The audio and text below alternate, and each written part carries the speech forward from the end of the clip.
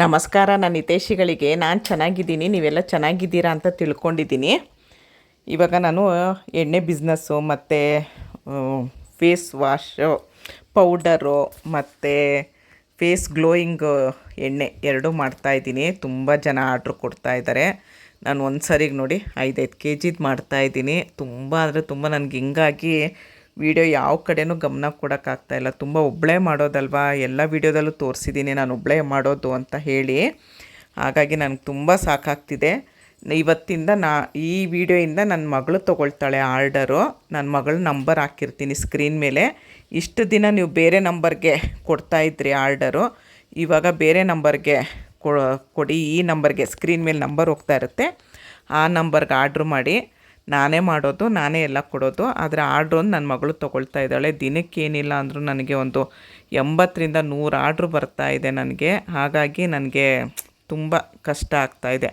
Order ತೊಗೊಂಡು ಅವ್ರ ಹತ್ರ ಫೋನ್ಪೇ ಮಾಡಿಸ್ಕೊಂಡು ಅದೆಲ್ಲ ನನಗೆ ಕಷ್ಟ ಆಗ್ತಿದೆ. ಅದಕ್ಕೆ ನನ್ನ ಮಗಳು ತೊಗೊಳ್ತಾ ಇದ್ದಾಳೆ ಇನ್ಚಾರ್ಜು. ಹಾಗಾಗಿ ಫೋನ್ ಮೇಲೆ ಅವಳ ನಂಬರ್ ಹಾಕಿರ್ತೀನಿ. ಆ ನಂಬರ್ಗೆ ನೀವು ವಾಟ್ಸಪ್ ಮಾಡಿ, ಕಾಲ್ ಮಾಡಬೇಡಿ, ದಯವಿಟ್ಟು ವಾಟ್ಸಪ್ ಮಾಡಿ ಅಷ್ಟೇ.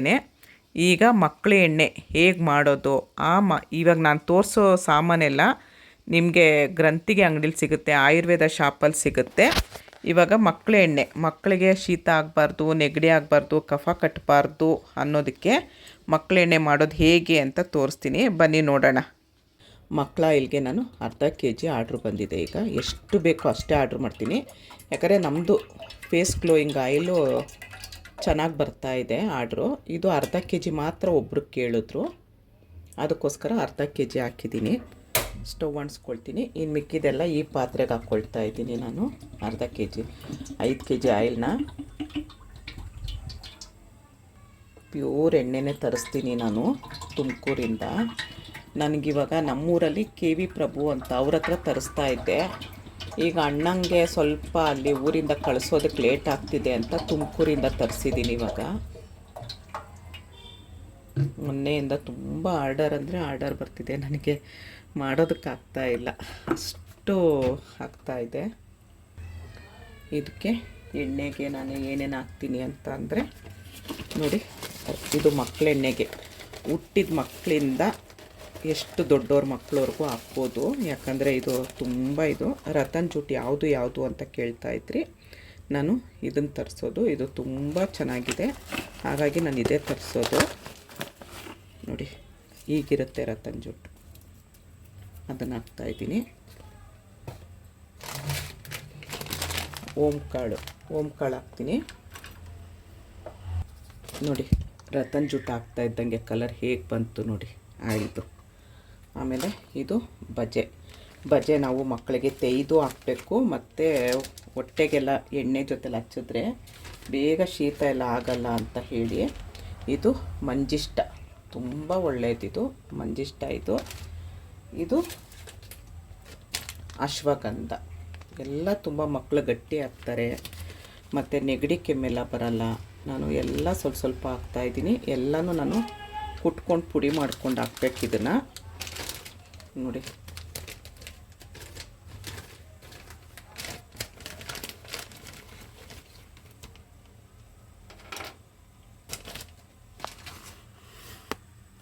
ಇಲ್ಲಿ ನೋಡಿ, ಇದು ಬಜೆ ನೋಡಿರ್ತೀರ ಬಜೆ ಎಲ್ರೂ.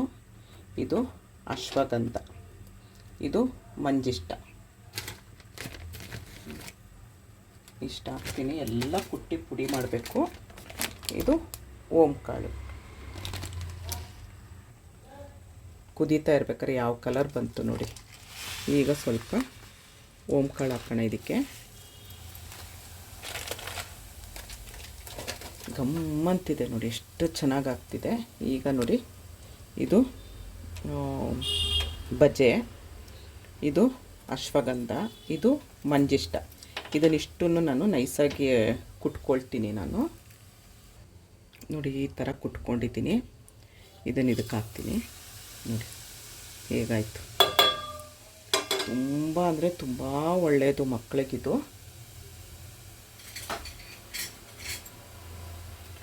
ಶೀತ ಆಗಲ್ಲ, ನೆಗಡಿ ಆಗಲ್ಲ, ಗಟ್ಟಿ ಆಗ್ತಾರೆ ಮಕ್ಕಳು. ನೋಡಿದ್ರ ಯಾವ ಕಲರ್ ಬಂತು. ಚೆನ್ನಾಗಿ ಕುದಿಬೇಕು. ಚೆನ್ನಾಗಿ ಕುದ್ದು ಎಣ್ಣೆ ಸ್ವಲ್ಪ ಕಡಿಮೆ ಆಗಬೇಕು. ಇದರಲ್ಲಿರೋ ಅಂಶ ಎಲ್ಲ ಬಿಡಬೇಕು. ಮತ್ತು ಕುದಿಸಿ ಹಾಗೆ ಸೋಸಬಾರ್ದು, ಹಾಗೆ ಇಡಬೇಕು.